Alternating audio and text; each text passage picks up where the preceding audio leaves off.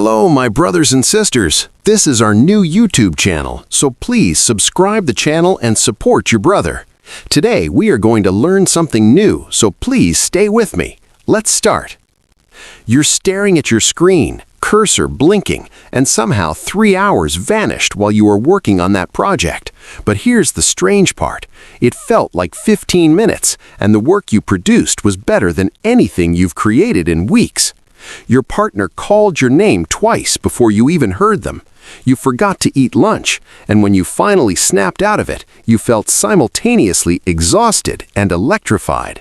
What just happened to your brain? That experience has a name, and understanding it might be the difference between mediocre output and the best work of your life. But here's what nobody tells you. That magical state isn't random luck or reserved for elite athletes and artists. It's a neurobiological phenomenon with specific triggers, and once you know them, you can engineer these experiences almost on demand. The question isn't whether you can access this state, it's why you've been leaving it to chance.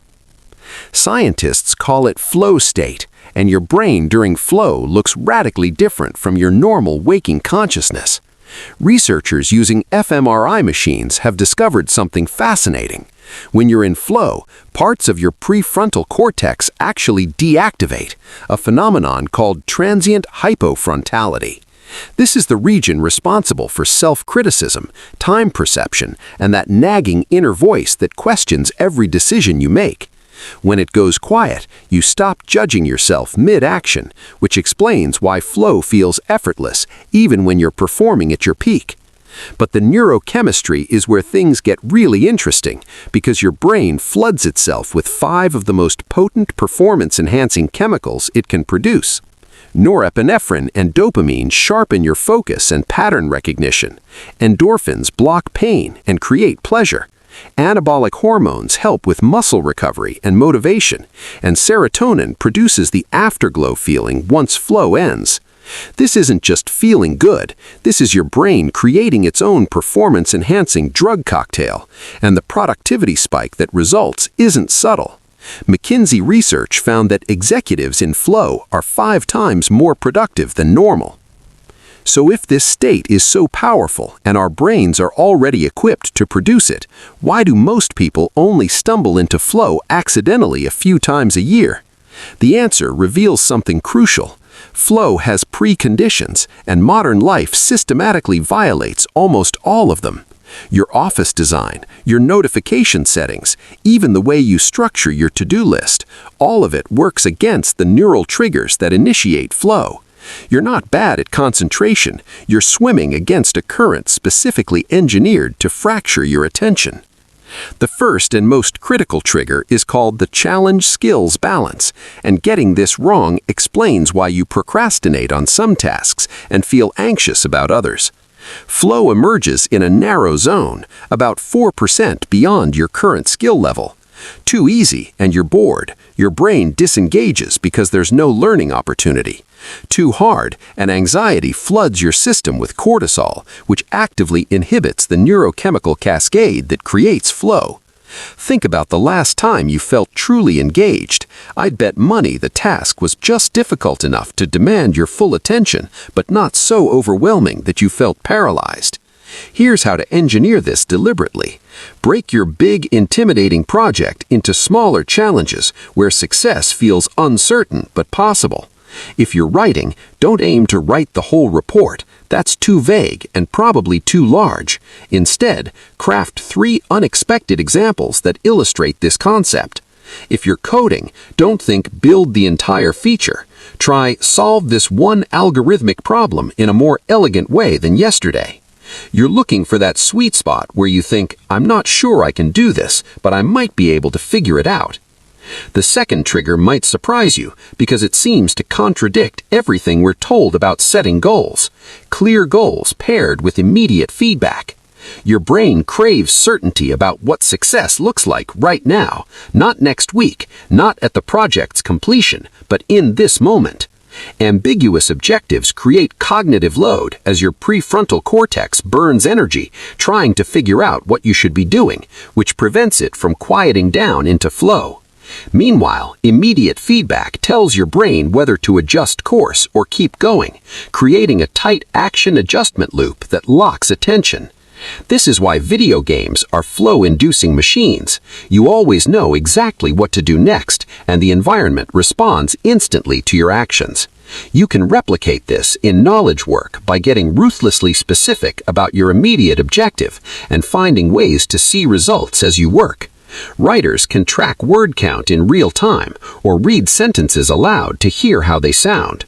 Designers can work with one browser window showing their design tool and another showing the live preview. Programmers can use test-driven development, where each small function either passes or fails immediately. The feedback loop needs to be measured in seconds or minutes, not days. But even with perfect challenge skills balance and clear feedback, you'll never enter flow if you're constantly interrupted, which brings us to the environmental trigger that most people completely ignore. You need uninterrupted time blocks of at least 90 minutes. Research shows it takes an average of 15 minutes just to begin approaching flow, and every interruption resets that clock. When you check Slack real quick or glance at your phone for just a second, you're not losing 30 seconds, you're destroying 20 minutes of momentum and the potential for 2 hours of flow. The math here should terrify you. If you're interrupted every 15 minutes during an 8-hour workday, you'll spend your entire day trying to get into flow and never actually arriving. This isn't about willpower or discipline, it's about physics. Your brain cannot enter a state that requires 15 minutes of unbroken focus if you're breaking your focus every 12 minutes. The solution seems obvious but feels impossible to most people. Completely eliminate interruptions during your flow sessions. Not minimize, eliminate. Phone in another room, internet blocker active, door closed, headphones on even if you're not playing music, notifications obliterated. Here's the pattern most people miss. The time of day you attempt flow matters enormously because your neurochemistry follows circadian rhythms. For most people, cognitive peaks occur roughly 90 minutes after waking and again in the late morning, with another smaller peak in the late afternoon. Your worst time for flow? Usually right after lunch, when blood sugar spikes and then crashes, and your body temperature dips as part of your natural circadian rhythm.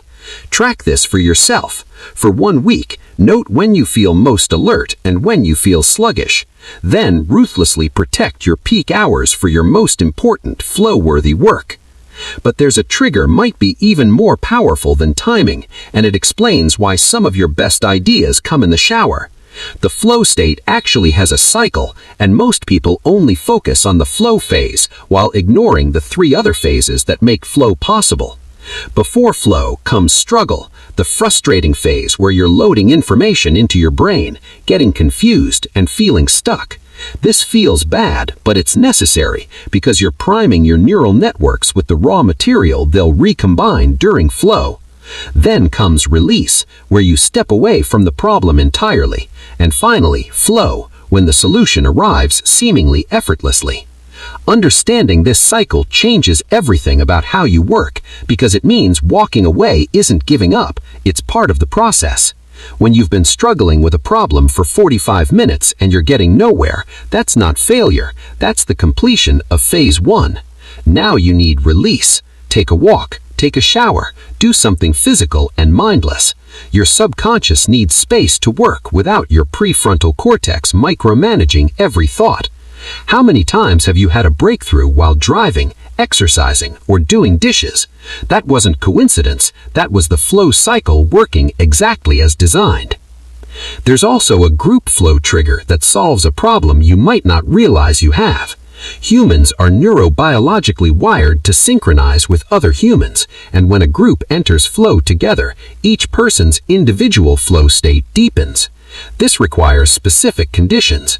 Everyone needs a shared goal, close listening where people build on each other's ideas rather than waiting for their turn to talk, equal participation so no one dominates or disappears, the ability to take risks without judgment, and a sense of autonomy where the group can make decisions without constantly checking with external authorities. Notice how most meetings violate every single one of these conditions. But when you get group flow right, in a band jamming together, a basketball team in perfect sync, a startup team whiteboarding a solution, something remarkable happens. The flow state of one person literally entrains the nervous system of others. Mirror neurons fire, breathing patterns synchronize, heart rates align. This is why the best work sessions with collaborators feel electric, while bad meetings drain your soul. If you want to create more flow at work, stop having meetings that are just status updates or one person presenting while everyone else zones out. Instead, create tight collaborative sessions with clear objectives where everyone's genuine input shapes the outcome. Here's a trigger that seems almost too simple to matter, but the research is unambiguous. Rich environments accelerate flow. Novelty and complexity make your brain release dopamine and norepinephrine.